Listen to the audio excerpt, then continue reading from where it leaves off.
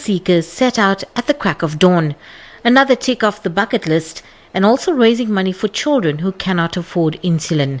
Partnering with the non-profit organization C4D or Cycling for Diabetes, they're ensuring they get the right medication. Insulin is duur.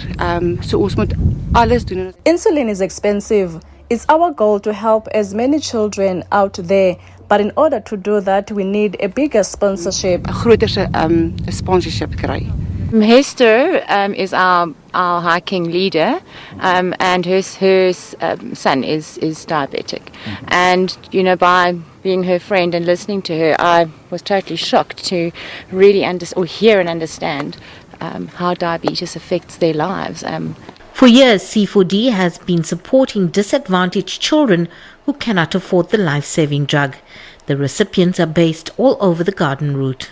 If you are type 1 diabetic who needs insulin, you can't go without it. So, and then there's different kinds of insulin. The government gives insulin, but it's not as effective as most of the private insulin that's not affordable at this stage for most of the children. As a result, these children are living a healthy life. My son was diagnosed when he was 18 months old. For the last 13 and a half years, Cycle for Diabetes has supplied insulin to my son.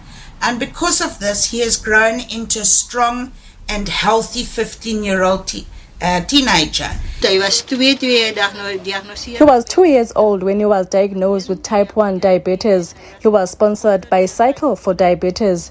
The insulin he's on is Basagla and Humalog. It works good on his body. We'd appreciate it if we could get more sponsorship because many of us mothers can't afford to buy this insulin. With loads of support and encouragement, the team is heading for the mountains again to raise more funds. Segri Chetty, SABC News, George.